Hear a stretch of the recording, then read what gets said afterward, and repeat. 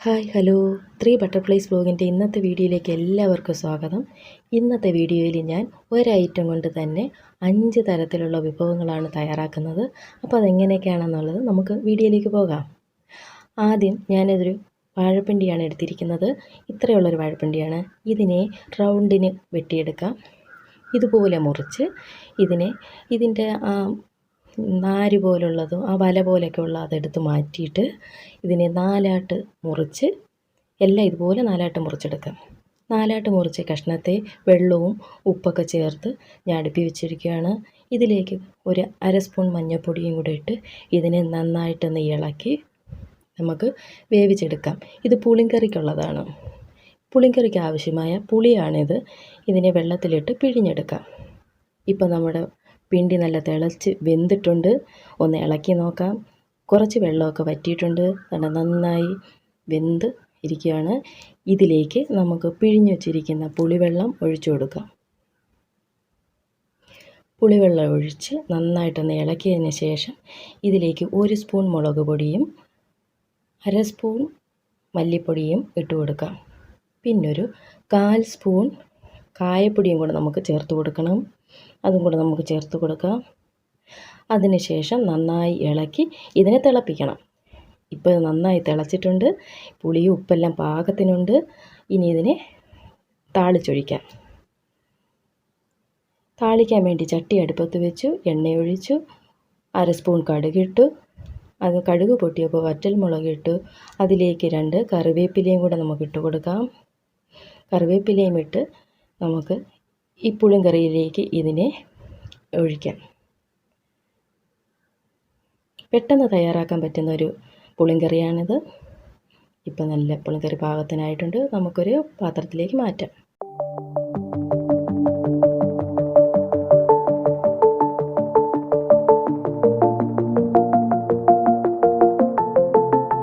ഒരു കഷ്ണം പിണ്ടി തന്നെ എടുത്തിട്ടുണ്ട്. അതിനെ നല്ല ചെറുതായിട്ട് കൊത്തിപ്പൊടിച്ചരിഞ്ഞതാണ്.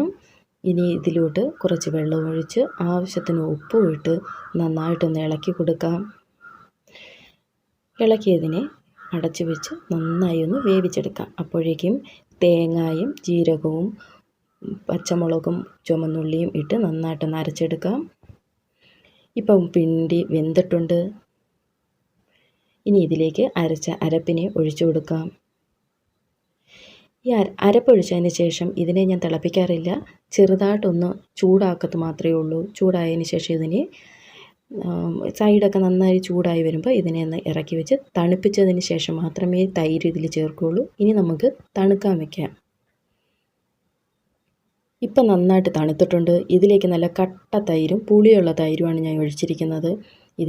ഇനി ഇത് നന്നായിട്ടൊന്ന് ഇളക്കി കൊടുക്കാം. ഇളക്കിയതിന് ശേഷം ഇപ്പം നല്ല കറക്റ്റ് പരുവായിട്ടുണ്ട്. ഇനി ഇതിലേക്ക് താളിക്കാം.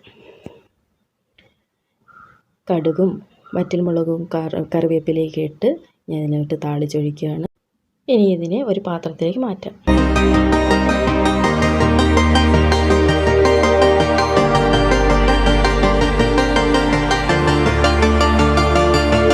അങ്ങനെ സ്വാദിഷ്ടമായ പിണ്ടി കിച്ചടി റെഡിയായി. അടുത്തത് ഞാൻ തോരനാണ് വയ്ക്കാൻ പോകുന്നത്. അതിനുവേണ്ടി ഇതിനെ ഞാൻ ചെറുതായിട്ട് അരിഞ്ഞെടുത്തിട്ടുണ്ട്. ഇതുപോലെ അടുക്കി വെച്ചാണ് അരിഞ്ഞെടുക്കുന്നത്. എല്ലാം ഇതുപോലെ അരിഞ്ഞെടുക്കാം.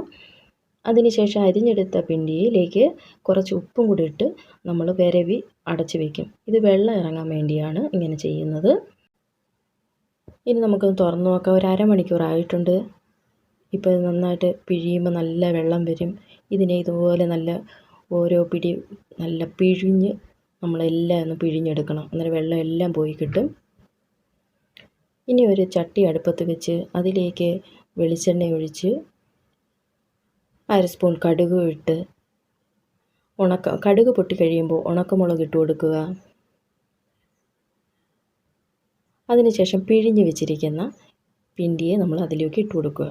എന്നിട്ട് 1 സ്പൂൺ വെച്ച് നന്നായിട്ട് ഇതിനെ ഉടച്ചു കൊടുക്കണം. കട്ടയായിട്ടിരിക്കുന്ന എല്ലാം നന്നായിട്ട് ഉടച്ച് നല്ല ഇളക്കി വേവാൻ വേണ്ടി ഒരു പാത്രം വെച്ച് അടച്ചു വയ്ക്കാം. ഇപ്പോൾ ഞാൻ ഇതിന് ഇടയ്ക്ക് വെച്ചതൊന്ന് ഇളക്കി കൊടുത്തിട്ടുണ്ടായിരുന്നു. ഇപ്പം നന്നായിട്ട് വെള്ളമൊക്കെ തോന്നും. നല്ല മൊരിഞ്ഞ് വെന്തിട്ടുണ്ട്. ഇതിലേക്ക് ഞാൻ വൻപയർ വേവിച്ച് വെച്ചിട്ടുണ്ടായിരുന്നു. ഇതിനെ ചേർക്കുകയാണ്. നിങ്ങൾക്കിത് ഇഷ്ടമല്ലെങ്കിൽ ഇത് ചേർക്കണ്ട. ഇത് തനിയെ വേണമെങ്കിൽ നമുക്ക് തോരൻ വയ്ക്കാൻ പറ്റും. ഇനി ഇത് രണ്ടും കൂടെ ഒന്ന് ചിക്കി പൊത്തി വെച്ച് ഒന്ന് 5 മിനിറ്റ് ആവി കയറ്റാം. ഇപ്പോൾ ഒരു 5 മിനിറ്റ് ആയിട്ടുണ്ട്. രണ്ടും കൂടെ നല്ല ഒന്ന് ആവി കയറി ഒന്നിച്ചൊന്നും കൂടെ വെന്തിട്ടുണ്ട്. ഇനി ഇതിലേക്ക് നമ്മൾ ഇതിനെ ചതച്ച് വെച്ചിരിക്കുന്ന അരപ്പ് ചേർക്കാം. ഈ ചതച്ച് വെച്ചിരിക്കുന്ന കൂട്ടിൽ തേങ്ങയും 1/2 സ്പൂൺ ജീരകവും വെളുത്തുള്ളി 2 പച്ചമുളക് മുളക് പൊടി മഞ്ഞൾപ്പൊടി ഇതെല്ലാം കൂടെ ചേർത്ത് ചതച്ച് വെച്ചതാണ്. ഇതിനെ ഇതിലോട്ട് ഇട്ട് കൊടുക്കാം. ഇട്ട് കൊടുത്തതിന് ശേഷം നന്നായിട്ടൊന്ന് ഇളക്കി അതിന് അരപ്പ് നല്ല പൊത്തി വയ്ക്കാം. അതിൻ്റെ പുറത്ത് 2 കറിവേപ്പിലയും കൂടി ഇട്ട് കൊടുക്കാം. ഇനി ഇതിനെ അടച്ച് വെച്ച് ചൂട് കയറ്റാം. ഇപ്പോൾ ഇത് നന്നായി ഒരു 5 മിനിറ്റ് ആയിട്ടുണ്ട്. അരപ്പെല്ലാം നല്ല വെന്തു, കറിവേപ്പിലയൊക്കെ നല്ല വാടി അതിൻ്റെ മണമൊക്കെ ഉണ്ട്. ഇനി ഇതിനെ നന്നായിട്ടൊന്ന് ഇളക്കി കൊടുക്കാം. ഇതിപ്പോൾ അരപ്പൊക്കെ വെന്ത് എല്ലാം നല്ല വെന്തിട്ടുള്ളത് കൊണ്ട് ഇനി അധികം നേരം അടുപ്പിലിട്ടേക്കേണ്ട ആവശ്യമില്ല. നമ്മുടെ തോരൻ നല്ല റെഡി ആയിട്ടുണ്ട്. ഉപ്പൊക്കെ നോക്കിയിട്ടുണ്ട്. ഉപ്പ് നേരത്തെ ഇട്ടിട്ടുള്ളത് കൊണ്ട് പ്രത്യേകം ഉപ്പിടേണ്ട ആവശ്യമില്ല. ഇനി നമുക്കൊരു പാത്രത്തിലേക്ക് മാറ്റാം.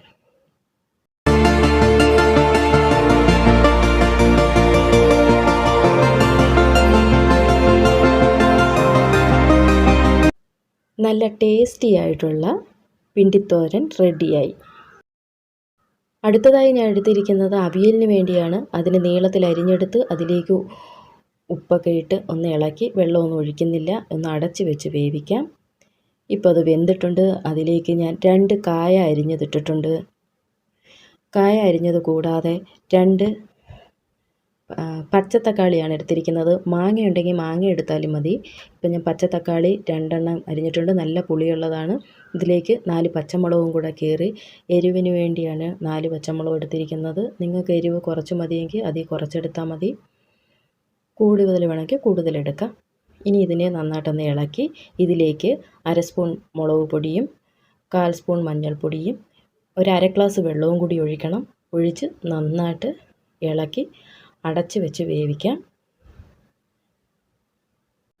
അത് വേവുമ്പോഴത്തേക്ക് നമുക്ക് അരപ്പ് തയ്യാറാക്കാം. അതിന് ഞാൻ കുറച്ച് തേങ്ങയും 1/4 സ്പൂൺ മഞ്ഞൾപ്പൊടിയും 1/2 സ്പൂൺ ജീരകവും 2 വെളുത്തുള്ളിയും എടുത്തിട്ടുണ്ട്. ഇതിനെ നന്നായി ഒന്ന് ചതച്ചെടുക്കാം. ഇനി ഇതൊന്ന് തുറന്ന് നോക്കാം. ഇപ്പം നന്നായി വെന്തിട്ടുണ്ട്. വെള്ളമൊക്കെ വറ്റി. ഇനി കുറച്ച് വെള്ളം മാത്രമേ ഉള്ളൂ. ഇനി ഇതിന് നടുക്ക് ഭാഗത്തോട്ട് നമുക്ക് ചതച്ച് വെച്ച അരപ്പിനെ ഇട്ട് കൊടുക്കാം. അരപ്പിട്ടതിന് ശേഷം ഇതിനെ ആ കഷ്ണങ്ങൾ കൊണ്ട് തന്നെ കറിവേപ്പിലയും കൂടി ഇട്ട് കൊടുത്തിട്ട് അതിലേക്ക് കഷ്ണങ്ങൾ കൊണ്ട് തന്നെ നല്ല പൊത്തി വെക്കണം. എന്നിട്ട് അതിലൂടെ കുറച്ച് വെളിച്ചെണ്ണ ഒഴിച്ചു കൊടുക്കണം. നിങ്ങൾക്ക് എത്ര വെളിച്ചെണ്ണ വേണോ അത്രയും വെളിച്ചെണ്ണ ഒഴിക്കാം. എന്നിട്ടൊന്ന് അടച്ച് വെച്ച് കൊടുക്കാം. ഇനി നമുക്കതൊന്ന് തുറന്ന് നോക്കാം. ആ വെളിച്ചെണ്ണയും കറിവേപ്പിലയുടെയും അരപ്പിൻ്റെയൊക്കെ വെന്ത മണമൊക്കെ നല്ല അടിപൊളി മണമാണ്. ഇനി ഇതിനെ നന്നായിട്ടൊന്ന് ഇളക്കി കൊടുക്കാം. അരപ്പൊക്കെ നല്ല വെന്തിട്ടുണ്ട്. തേങ്ങയൊക്കെ നല്ല വെന്തിട്ടുണ്ട്. ഇപ്പോൾ ഉപ്പൊക്കെ ഉണ്ട്. കറക്റ്റ് ഇപ്പോൾ പരുവാണ്. ഉപ്പ് വേണമെങ്കിൽ നിങ്ങൾ ചേർത്ത് കൊടുക്കണം. ഇനി ഇതിനെ ഒരു പാത്രത്തിലേക്ക് മാറ്റാം.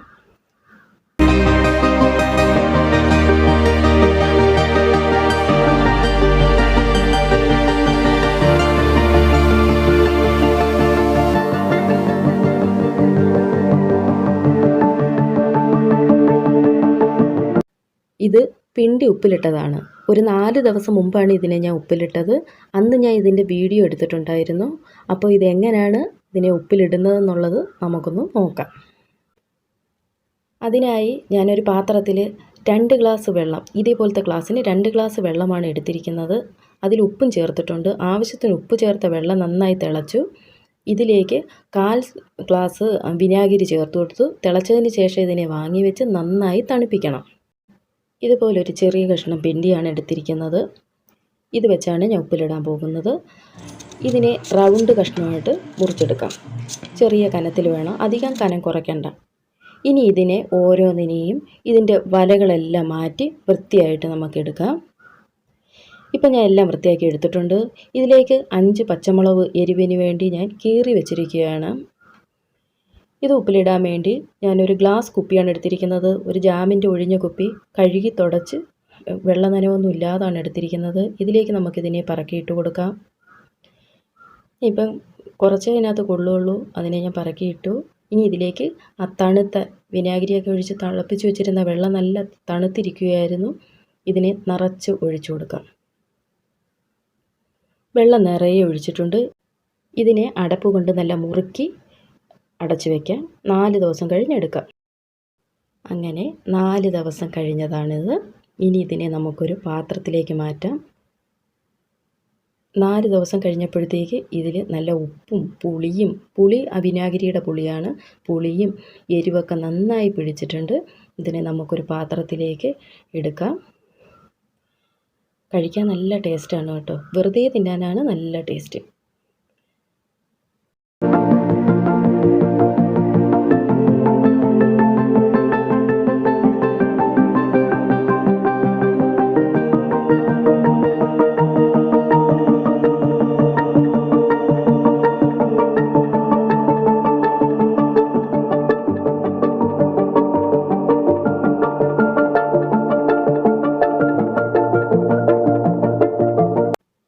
അങ്ങനെ ഇന്ന് തയ്യാറാക്കിയ വിഭവങ്ങളെല്ലാം ഞാനൊരു ഇലയിട്ട് വിളമ്പുകയാണ്. ഒരു സദ്യ പോലെയാണ്.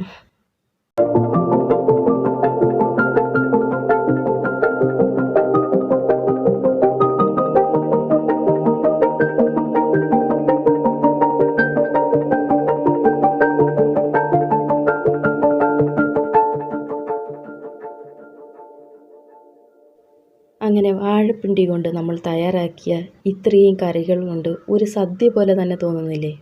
അപ്പോൾ പച്ചക്കറികളൊന്നും ഇല്ലെങ്കിലും നമുക്ക് ഈ ഒരു ഐറ്റം കൊണ്ട് തന്നെ നമ്മുടെ പാത്രം നിറയെ ഇല്ലെങ്കിൽ ഇല നിറയെ നമുക്ക് കറികളുണ്ടാക്കി ഒരു സദ്യ പോലെ തന്നെ നമുക്ക് കഴിക്കാൻ പറ്റും. അപ്പോൾ സ്വാദിഷ്ടമായ ഈ കറികൾ എല്ലാവരും ചെയ്തു നോക്കണം. അപ്പോൾ ഇന്നത്തെ വീഡിയോ ഇത്രയേ ഉള്ളൂ. നിങ്ങൾക്ക് എല്ലാവർക്കും ഇഷ്ടമായ ലൈക്ക് ചെയ്യാനും ഷെയർ ചെയ്യാനും കമൻറ്റ് ചെയ്യാനും മറക്കരുത്. ഇനി അടുത്ത വീഡിയോയുമായി വരുന്നവരെ എല്ലാവർക്കും ബൈ ബൈ.